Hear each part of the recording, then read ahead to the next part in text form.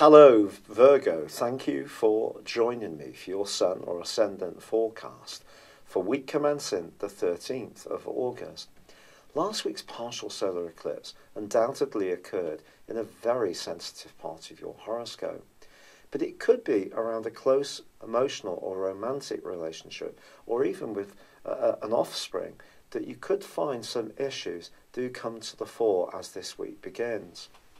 If it feels that other people have been taking you for granted, for example, you could find yourself being much more outspoken and rebellious.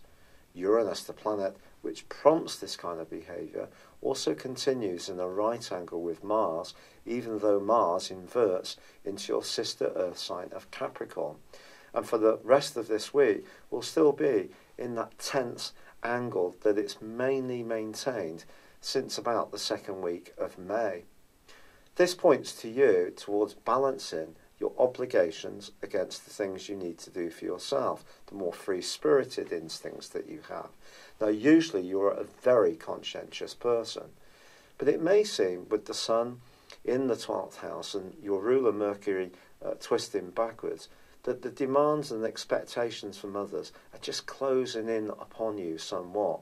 You may find yourself feeling that you want to withdraw a little bit or unsure about other people's sincerity. Trust and genuineness are certainly very important ingredients in any of our lives at any given time. But I think what Mars returning to Capricorn does give you from Monday is a greater sense of passion. And Mars is going to be in this area for the next month. For sure, it does continue to retreat in the retrograde until the 26th. But if you really wanted to grasp something that means a lot to you, if you can put the extra sensitivity you're feeling to one side, there is a huge opportunity to go for it. But I think it will be once Mercury goes forwards at the end of this week that you'll really come back into your power. Some doubts and concerns can just fade away, and then you can really decide on what you want to rebel rouse around, and you can really have quite a significant impact around the things you feel really passionate about. It's been a real pleasure being with you. Thank you for joining me. I'd love it if you would like or comment on this video, or if you've yet to do so, please do subscribe to my channel. Thank you. Hello Virgo, thank you for joining me for your Sun or Ascendant forecast for your August monthly video. This month is going to have a lot of retrograde activity. Of course, you'll know about Mercury, your ruling planet. Well, that's going to be tracking backwards until the 17th in a very tender, reflective and reclusive part of your scope, which could see you just stepping back a little bit from the fray and being much more sensitive about the level of sincerity in some of the ties that you enjoy. But also Mars is tracking backwards as well through to the 26th. Now Mars initially this month is in your sector of sacrifice, work and also obligations. But Mars is going to be squaring up with Uranus, which is in a much more free-spirited part of your scope. And since Uranus entered this sector in the middle of May, you may have found yourself being much more challenging to the status quo, particularly if you are very much a Virgo who tends to be self-sacrificing, puts in a lot of effort to support other people. You're someone who will be the first to pick up the slack, take responsibility, attend to the detail of things. You have a real gift for this. But of course it shouldn't all be one-way traffic. And I feel that your physical vitality could be, despite Mars being in your 6th solar house, which is generally a good transit, I think your physical and also emotional and mental energies are going to be trimmed back this month, at least until the Sun enters your sign on the 23rd.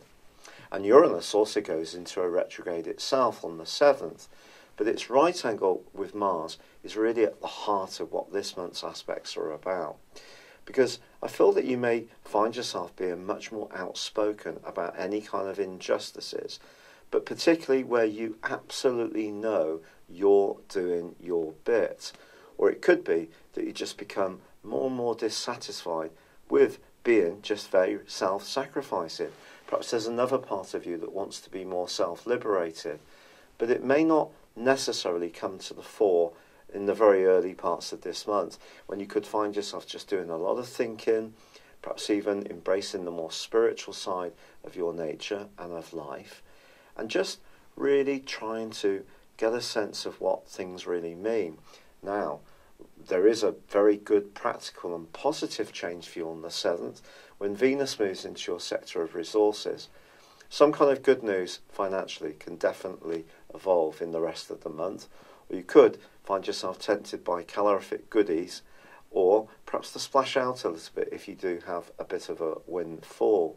The more sensual side of romance can also appeal if the more psychological and trusting elements, the more nurturing elements are right between you and yours if you're in a relationship. But the partial solar eclipse, which occurs on the 11th, is very much about getting in touch with that less obvious side of your nature, if you like, the shadow side, the side that's more to do with our fears, the subconscious, and it's an opportunity that goes on for the next 6 months. The more compassionate side of your nature is not going to be dimmed by the clash between Mars and Uranus. You're just going to want to apply your self-sacrificing nature to situations which really merit it, or should I say people. So it's possible that you might start to reflect on some of the fair weather friends or associations that exist in your world this month. But Uranus does forge a brilliant angle with Saturn all through this month. And if you are learning new skills or thinking about life in a different way, there can be a step-by-step progressive improvement. Also, Jupiter, the planet of growth, forges a fabulous angle to Neptune. So if you are lucky enough to be connected to someone who really does get where you're coming from, the tie could go from strength to strength. But by the 18th, the great news is that Mercury does end its retrograde. And if you have experienced any stabs of anxiety or worry, these are going to be just eased a little bit by it going forwards. It's not going to come out of shadow until the 2nd of September, but things will feel easier. On the 23rd, however, this is really a wonderful day for you because the Sun returns to your sign. Your physical vitality, your sense of well-being, and also you're just going to feel much more together. Some of the things that were just nagging away in the back of your mind only a few days before can just start to dissipate. Now, it is true that there is a full moon on the 26th in your opposite sign, but this actually forges a great link with both Uranus and also Saturn. So, again, there's an opportunity to recharge your relationships with the people who are truly worthwhile and valuable. So I think this month could be a bit of a sorting out, becoming much more conscious of who takes you a little bit for granted, to be honest, and perhaps where you're just going through the same patterns, thinking that you're being a good egg, but it's not much good if you end up being an exhausted battery hen. By the 27th, Mars ends its retrograde. It actually reverses back into the earthy colleague triplicity to your Virgo of Capricorn on the 13th, but it is going to continue for another week, the right angle with Uranus on a disassociate basis. Now, it's going to be staying in Capricorn for a month, broadly. So that's a great opportunity to rekindle your passions for anything creative, perhaps even for your love life. So I feel that this month just sees you shifting from thinking about other people's needs a little bit too much to becoming much more conscious of yours, being aware of those people who take you for granted, moving into your power, and then really celebrating the relationships that are truly worthwhile, and becoming much more excited and enthusiastic about the things that are important to you, the individual. It's been a real pleasure being with you. Thank you for joining me. I'm sorry this August video has come to you late. It is because of my continuing problems with rheumatoid arthritis. I haven't quite got the medication settled into myself and all the good natural stuff I'm doing as well. So I'm still struggling a little bit to do things, but thank you for your patience, and I'd really be grateful if you would like or comment or subscribe if you've yet to do so on my channel. But for now, good luck and goodbye.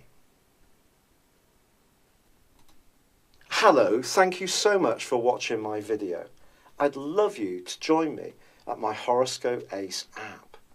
You can find this at www.horoscope-ace.com. You can use it through Android, iOS, Apple or Facebook. Check out your ascendant or your moon sign or download your free birth chart. There's all your favourite videos, plus there are daily, weekly, monthly and yearly horoscopes for general, love, Chinese and Indian astrology. If your passion is tarot, there's my brilliant 3-card money or love tarot readings too. And it's all there at www.horoscope-ace.com. Thank you.